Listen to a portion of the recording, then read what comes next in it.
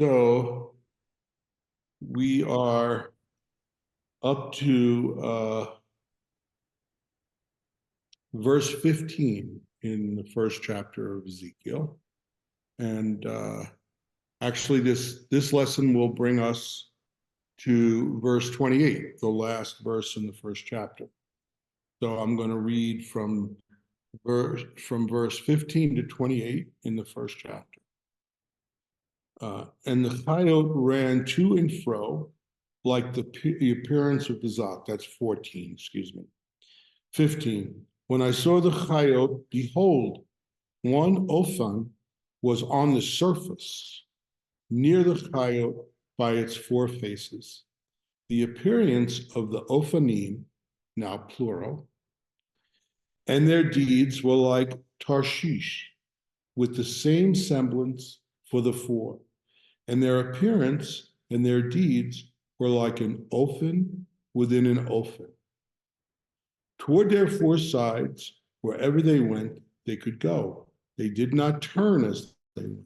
And they had backs and were tall and fearsome. And their backs were full of eyes surrounding the four of them. And the Chayot moved the Ophanim, moved by them. And as the Chayot were lifted from upon the surface, the Ophanim were also lifted. Wherever the Spirit chose to go, they went.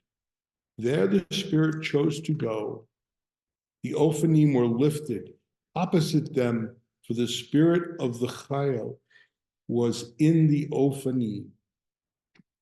When they moved, and when they halted, they halted. And when they were lifted from upon the surface, the Ophanim were lifted opposite them. For the Spirit of the Chaya was in the Ophanim. And as for the semblance of the expanse above the heads of the Chaya, it resembled awesome ice spread above their heads. And beneath the expanse, their wings were even, one with the other. For each face, two covered them, and for each two covered their bodies. Then I heard the sound of their wings, like the sound of great waters, like the sound of Shaddai as they moved. The sounds of the words, like the sounds of a company. When they halt, they released their wings. So there was a sound from above, which was upon their heads. When they halt, they released their wings. And above the expanse, which is above their heads, was like the appearance of sapphire stone, in the likeness of a throne. And upon the likeness of the throne, a likeness like the appearance of a man upon it from above. And I saw the semblance of Chasma, like the appearance of fire within it, all around, the appearance of his loins and upward. And from the appearance of his loins and downward, I saw as if the appearance of fire, and it had brilliance all around, like the appearance of the bow, which shall be upon the cloud on a rainy day. So was the appearance of the brilliance all around. That was the appearance and semblance of the glory of Yud He Vav He. When I saw this, I threw myself upon my face and heard a voice speaking. So that's a real lot there, right? But I'm going to focus on a few things, and then we'll meditate and go into the world of Hakma and experience. So in New Edition, now we have the Chayot, running and returning. We talked about Chazmal, and now we're talking about Ophanim, which are also angels. But Ophanim is also expressed like Galgalim, which are circles, wheels, right? So the meaning is very similar to Galgalim, Ophanim. And Ophanim refers to angels. The angels that sort of are on the base of this whole chariot experience are wheels within wheels. So you can see in this description, it's a lot of talk about layers, grades, circles within circles, right? So these circles within circles, the chazmal, having this dual experience of being the observer and seeing the observed in our thoughts, words, and in the world of action. So this is now going on. The Ophanim are also, as I said, angels, and their grades, the Chayot, are generally thought of in Kabbalism as a higher grade of angel than the Ophanim. But these, in their essence, are impulses of consciousness. So in our experience in meditation, that which the Sefer Yetzirah calls the Chayot, these angels, running and returning, is an expression of what happens in our meditation, of our thoughts running and returning.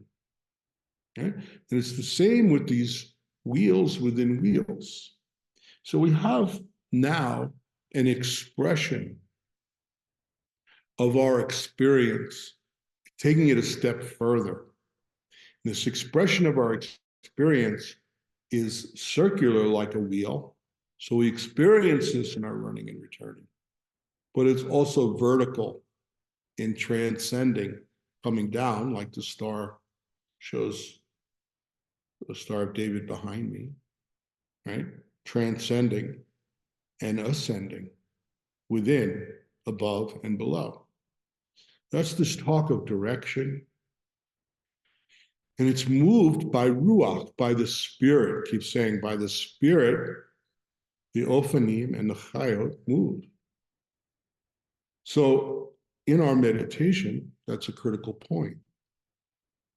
What does that mean? It means that we are not, by any narrative or guiding meditation or app, whatever, and I'm not knocking those things, it's just different. We're not moving in a prescribed direction by someone else. The direction is moved through our surrender in this process. And that allows this to happen.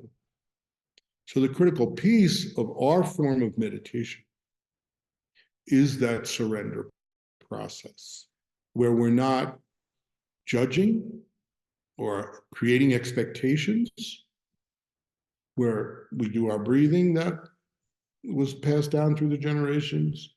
We use the holy names of the holy letters that we were initiated in.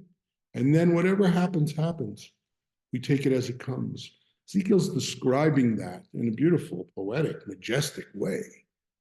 But this is what it is. Cordovero described that the impulses of our consciousness create the angels. So really, if we think of ourselves again as that tabernacle, and deep within us is the Holy of Holies, that emanation from the Holy of Holies, and then the inner court is a ripple effect of consciousness, pure consciousness, that comes in sound and light. And as that sound and light comes, we experience it in a circular way and a vertical way. And there are grades to it. So you heard in the description in Ezekiel, the Ophanim were on the surface. So even surface thoughts are essentially coming from consciousness. And their essence is divine. And as the surface becomes finer and finer levels of relative, until it just lets go in the absolute. And a description is there in Ezekiel, probably can't remember it, even though I read it a minute ago. It says that they halt, right? The Ophanim and the Chayot, they halt, and they drop their wings. Beautiful description. So there are moments in our meditation where these thoughts, they seem sometimes endless, where the letter disappears. It halts, and we have nothing but awareness. Okay? And a commentary, Rashi's commentary on this, very simply says, at one point he says, the angel stood still. It says, dropping their wings, they achieve silence. So there's that pure silence that this halting happens, and we've all experienced it. Sometimes in the beginning, it's so very, very brief. It's just like what we call a gap between thoughts and our letter, our name, and we experience it. And that's what this description is. So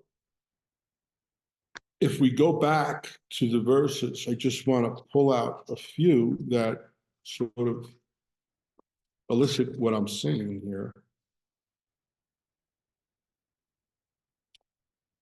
Okay.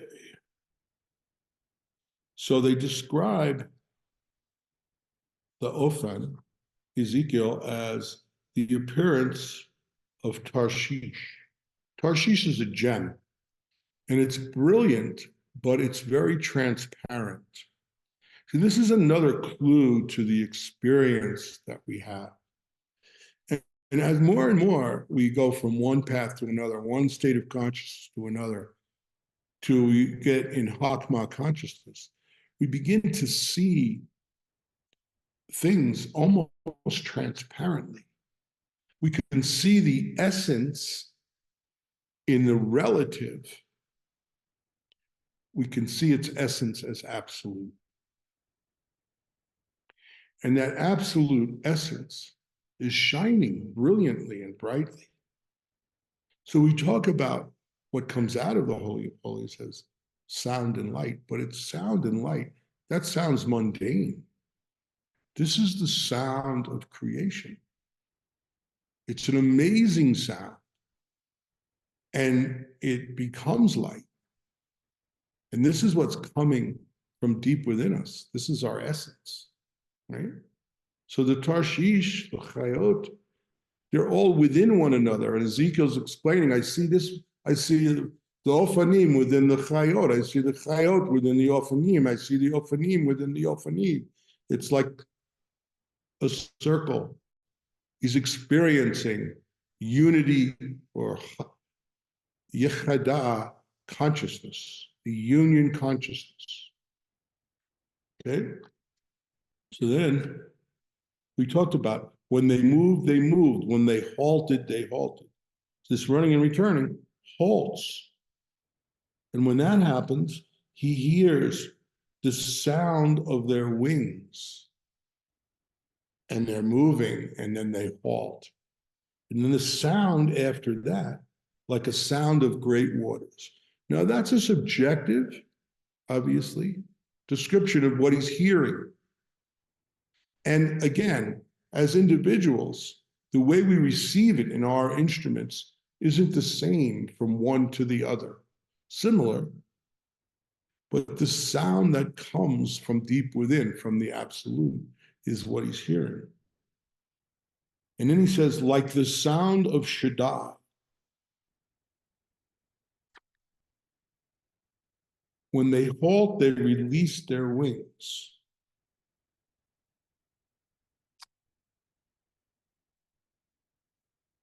And I saw a semblance of Chazma, like the appearance of fire, within it and all around, from the appearance of his loins and upward. So this fire, this light, this Chazma, is experiencing that which is the basis of creation. And that is the experience. Now, as he's experienced it, he says Shaddai, and he's talking about like a fire. And the reason that he's experiencing that is because this whole experience, as we started saying from the beginning, is an experience of tikkun that requires severity and judgment from the left side. So he's having this experience. Shaddai is a name that is an experience of Hashem and the experience of left side. And left side isn't bad and right side is good, but right side draws left side into union. So there's some need for this fire. There's some need for this harsh wind coming from the north, as we described. And this is the whole reality in the world of action.